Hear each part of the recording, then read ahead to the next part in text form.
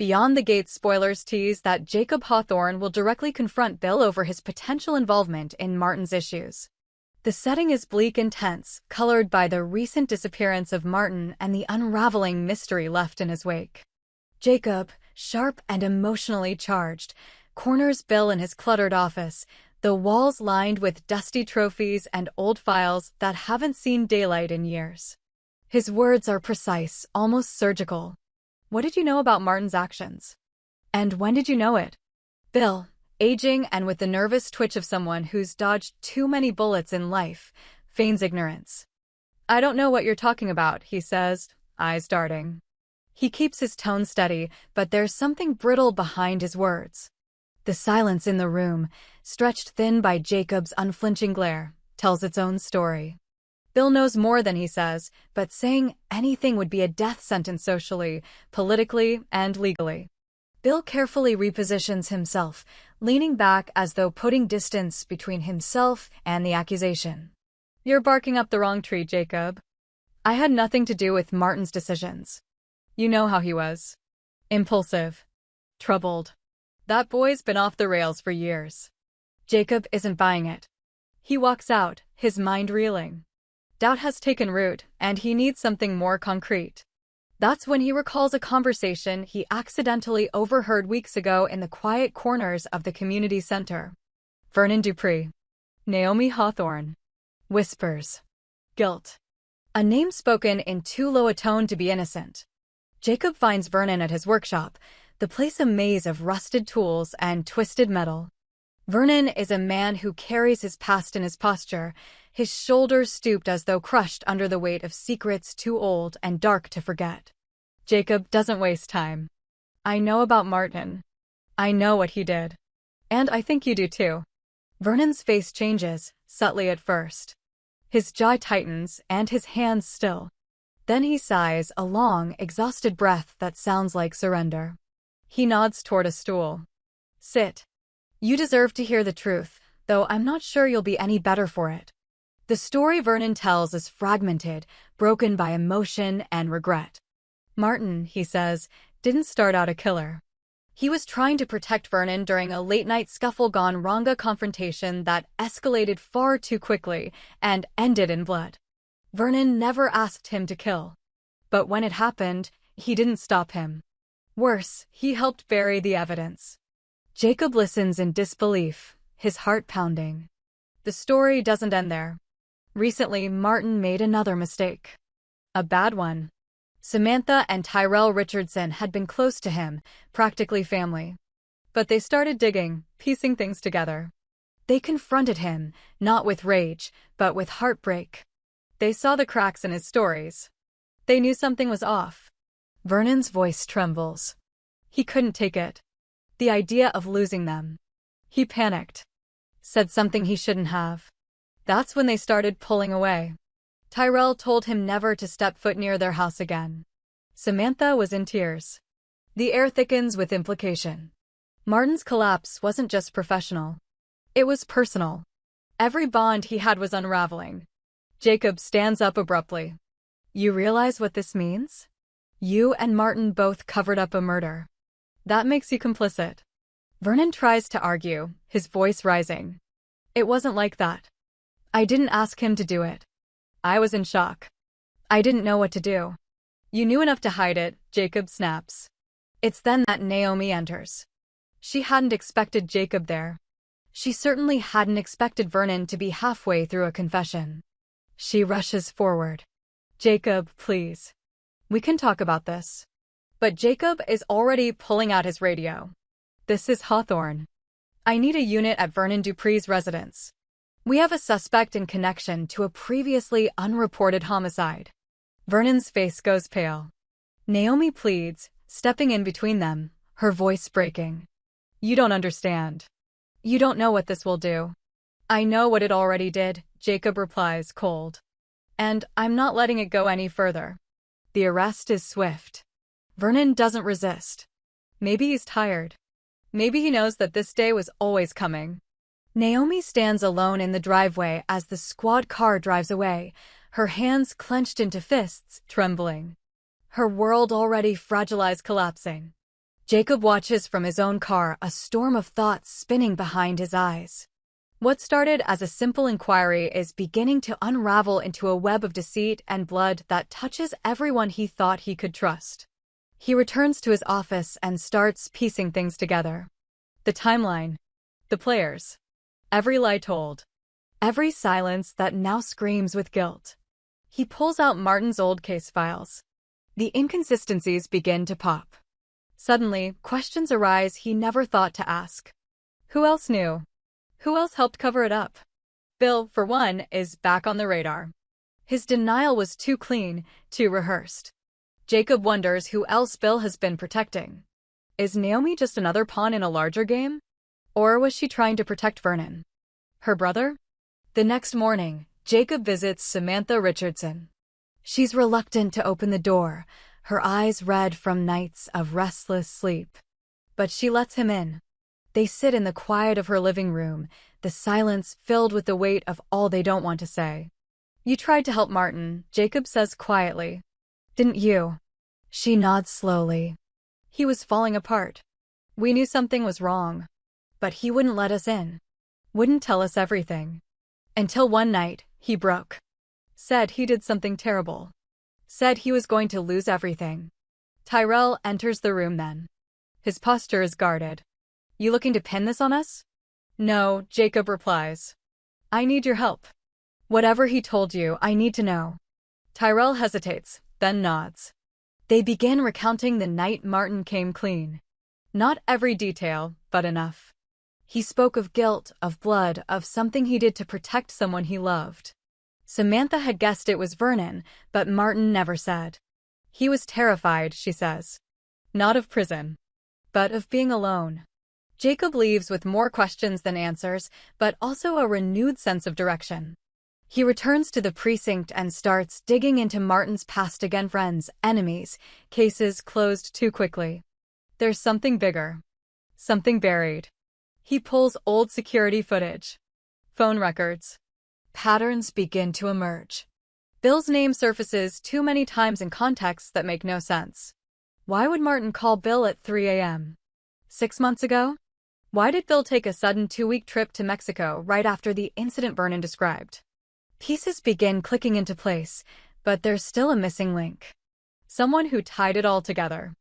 And Jacob is beginning to suspect that someone isn't just Bill or Vernon but Naomi herself. Not as a criminal, but as the glue. The silent witness. The one who knew and said nothing. The one who tried to protect them all and in doing so, may have damned them all instead. And somewhere out there, Martin is still missing. Jacob knows the storm isn't over. It's only beginning. Naomi Hawthorne couldn't sleep. Not since Vernon had been taken. Her home was no longer quiet. It throbbed with unanswered questions, secrets she had spent years helping bury now clawing their way to the surface. She sat alone in the kitchen, replaying the final moments before Jacob cuffed Vernon. He had looked at her not in anger, but in something closer to apology. Naomi knew then that the facade was gone. She had thought she could protect them. She had been wrong. In the days that followed, Naomi began to unravel. The phone wouldn't stop ringing. Journalists sniffed at the edges of the story. And Jacob? He was relentless. He returned, this time without accusations, but his eyes told her he was still hunting. Something deeper. Something darker. You knew everything, he told her. You just didn't say anything. Naomi wanted to scream. She wanted to tell him that she had tried. That when Martin first confessed, she had begged him to go to the police. But Vernon had insisted they protect him. Said the system would chew Martin up and spit him out. Said no one would believe he acted in defense. Martin had listened to Vernon. Now Vernon was in custody and Martin? Still missing. But that would change. Because Tyrell Richardson wasn't letting it go. After Jacob's visit, Tyrell began retracing Martin's last known movements. It was personal now. Samantha wanted distance, time to heal from the betrayal, but Tyrell needed answers. He tracked Martin's phone records. Dug into his email. Called old contacts. One name stood out, Bill. It wasn't just that Martin had called him. It was how often. Late-night calls, deleted messages, encrypted files. Something was there. Tyrell confronted Jacob with the data, laid it all out. Jacob, already suspicious, escalated immediately. They pulled Bill in for formal questioning. This time, Bill didn't get to sit behind a desk. This time, he was in the hot seat. "We know Martin contacted you repeatedly after the incident," Jacob said. "We know you went to Mexico a week later. What were you running from?" Bill tried to keep his cool, but it cracked. "I wasn't running. I was trying to give him space. Martin was in a dark place." Jacob pressed. "Did you help him disappear?" Bill slammed the table. "No. Goddammit, no. I tried to help him stay quiet. He was scared. He thought everyone would turn on him. He thought Vernon would be arrested. I tried to keep the lid on everything." "By hiding the truth?" Bill hesitated. "That was enough." They searched his cabin out by Lake Mira, a place no one had checked before. What they found confirmed their fears. One of Martin's shirts, stained, possibly with blood. A burner phone. Maps. Notes in Martin's handwriting. Plans to cross the border. But he hadn't. Wherever Martin had gone, it wasn't south. Jacob returned to Naomi with the evidence. She sat still for a long time, then stood and walked to her old armoire. From the back, behind forgotten letters and family photos, she pulled out a torn envelope. "He mailed this to me 2 days before he vanished," she said quietly. Inside was a single-page letter, hastily written. Martin apologized for everything. He said he couldn't undo what he had done and that he wasn't strong enough to face the consequences. But the final lines chilled Jacob. "They think Vernon is the reason. But he isn't. There was someone else that night. Someone watching. Someone who never came forward. A third party." The case cracked wide open. Jacob called Vernon back in. This time, he asked a different question. "That night, after the fight, did you see anyone else? Hear anything?" Vernon looked away, then nodded slowly. "I thought I was imagining it. A car. Parked a ways off. Lights off, but the engine was running. When I turned to call Martin back, the car was gone." Tyrell joined the conversation. "Could it have been Bill?" Vernon shook his head. "Too small. Compact. Bill drives a Tahoe." Naomi stepped into the room. Her face pale. Her voice quiet. "It was my car." Everyone stared. "I was there that night," she whispered. "I saw what Martin did. I saw Vernon fall to his knees, and I couldn't move. I couldn't think. I panicked and drove away." Jacob didn't speak. Naomi continued. "I didn't come forward because I thought if I did, they'd arrest him immediately. I told myself I was protecting my brother. But I was just protecting myself." The room fell silent. Everything had changed. Now they had motive, witness, concealment. It wasn't just a tragic mistake anymore. It was a conspiracy. Jacob had no choice but to arrest Naomi too. Samantha watched the news unfold with numb disbelief. The people she had trusted, respected, even loved, all of them were entangled in this thing like flies in a web. She stood on her porch the next evening, watching Tyrell pace. "If Martin's alive," he said, "we need to find him. Before someone else does." Samantha nodded. "Because if we don't, they'll bury him too." They weren't wrong. Back at the precinct, Jacob connected one last dot. A surveillance image from a truck stop 2 counties over. The timestamp was recent. The man in the image was thin, unshaven, his eyes wide and haunted. But it was him. Martin Hawthorne. Jacob knew time was running out. He drove through the night, tracing the route backward. Stops Martin might make. Places he might rest. He questioned clerks, waitresses, motel staff. And eventually, he found a lead. An old ranger remembered a man fitting the description hiking into the wooded area of Pine Creek Canyon. Said he looked like he didn't plan to come back. Jacob hiked for hours. Past the creeks, deeper into the forest. Then he saw it, a makeshift camp, barely standing. And there, sitting by the ashes of a long-dead fire, was Martin. Martin didn't run. He didn't speak. Just looked up, exhausted. Jacob sat beside him. They're all being held, he said. Because of what you did. What you ran from. Martin finally spoke. I didn't know how to fix it.